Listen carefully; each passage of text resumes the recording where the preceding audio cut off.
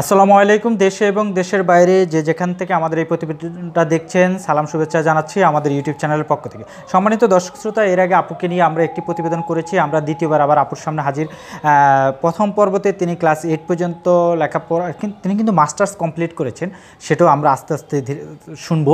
কিন্তু ক্লাস 8-এ যখন তিনি কিন্তু যে প্রাইভেট পড়তে গিয়েছেন, টিচারও তিনি তাকে কী ধরনের প্রস্তাব দিয়েছেন এবং একদিন বাসায় রাখার অফার করেছেন, সেই বিষয়গুলো। আচ্ছা আপু, তারপরে কী ঘটেছিল?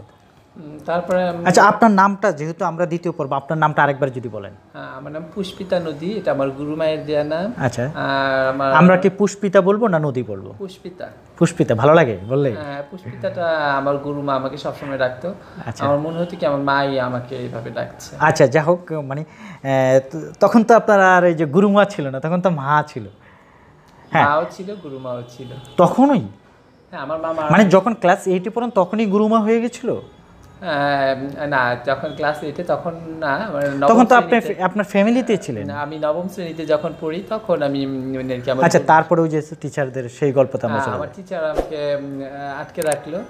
আটকে রাখার পরে আপনার কি একটু ভালো লাগা তৈরি হয়েছিল? মানে আপনার একটু ভালো লাগা তৈরি ইচ্ছা ছিল থেকে যায়? হ্যাঁ, ভালো লাগা তো তৈরি হয়েছে।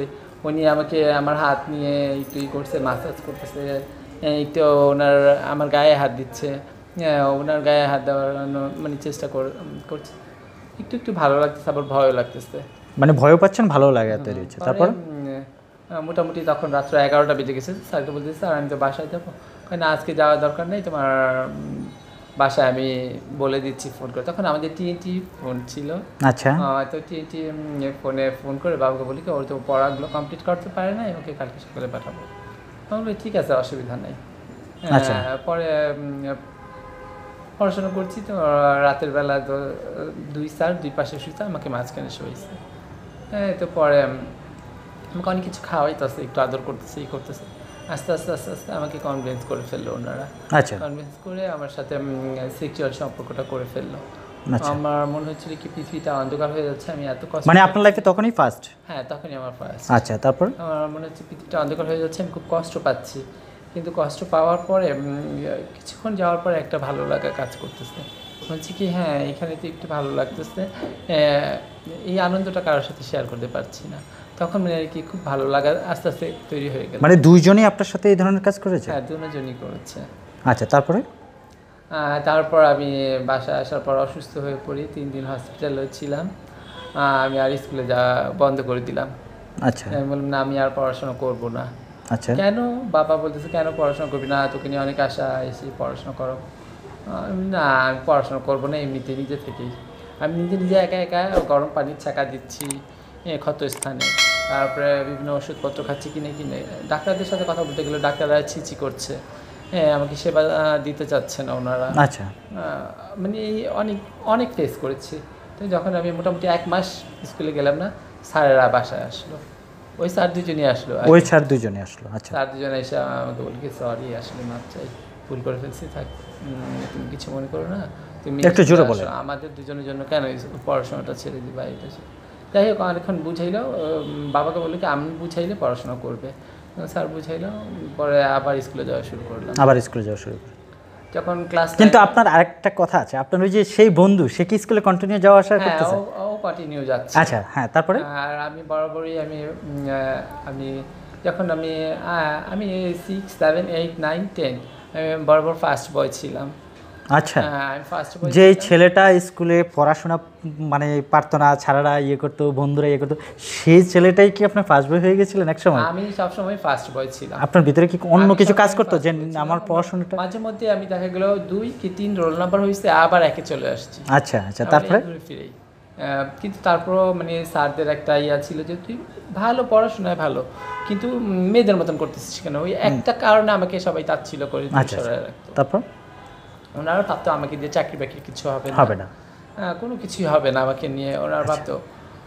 একদিন আমার কাশেম স্যার নামে একটা টিচার ছিল, সে আমার একটা ক্যাপ্টেনের ব্যাচ লাগাই দিচ্ছে। ক্যাপ্টেনের ব্যাচটা বলতে কি, যে ক্যাপ্টেন বলা হয় যে ফার্স্ট, সেকেন্ড, থার্ড, 3 জনকে, first captain, second captain, third captain. তো ফার্স্ট ক্যাপ্টেনকে দেওয়া হয়তো মনিটর, আর সেকেন্ড ক্যাপ্টেনকে দেওয়া হয়তো সহমনিটর, আর থার্ড ক্যাপ্টেনকে দেওয়া হয়তো জাস্ট শুধু মানে আর কি একটা স্টার চিহ্ন দিয়ে একটা ব্যাচ।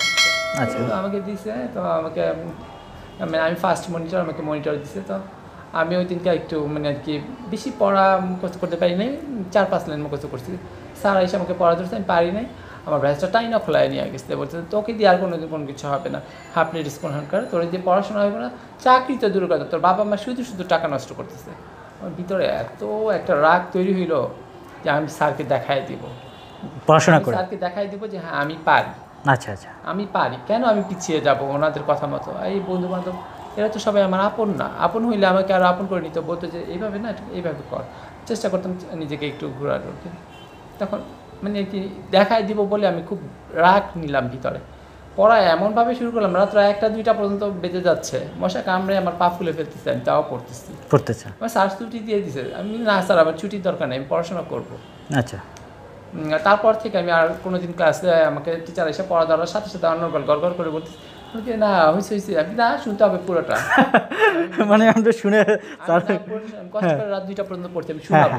আচ্ছা আচ্ছা, তো এরপরে এই যে আস্তে আস্তে স্যাররা দেখলো যে না আমি এখন পড়াশোনাই, স্যাররাও একটু আস্তে আস্তে নরম হচ্ছে।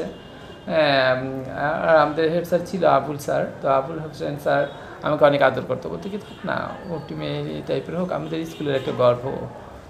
তখন আমি মানে ক্লাস 9-এ 8 থেকে ক্লাস 9-এ উঠলাম, আমি ফার্স্ট বয় হলাম। তো আমি বড় আপা আমাকে মারধর করে বাসায় আসার পরে, যদি ফার্স্ট বয় কিন্তু মেয়েদের আচরণটা ছাড়তে পারিস না কেন, তোর জন্য কেন রাস্তায় বের হইতে পারি না, তোর জন্য কথা শুনতে পারি না। একদিন বাবাকে মানে আপনার পরিবার ও সমাজে হেওয়া হচ্ছে আর কি। বাবা মসজিদে গেছে, বাবার সাথে বাবার কলিগরা অনেক বলতেছে আহা গিটার পাও নাই, তোমার ছোটো পোলাটা এরকম এই মানে অনেক ধরনের বাজে কথা বলছে। আমি তো অত কিছু জানি না, বাবা আর কি আমাকে জাস্ট সংক্ষেপে বলছে, বাবাকে হয়তো অনেক বাজে কথাও বলছে। ওর বাবা এসা মায়ের খুঁজছে যে তোমার পোলার একটু হও, আমি তো মসজিদে এই ধরনের একটু জোরে বলবেন। হ্যাঁ, মা এসে আমাকে ইচ্ছা মতন মারলো। আমার বড় আপা আমাকে আমাদের ঘর বাসার কোনায় একটা খেজুর গাছ ছিল, আমাকে খেজুর গাছের সাথে বাইথা আমাকে খেজুরের ডালা দিয়ে পিটাইছে। আমার খেজুরের কাঁটা আমার শরীরে কয়েক জায়গায় বিঁধে গেছে, ব্যথায় আমি টিকতে পারিনি, সারা রাত কান্না করছি।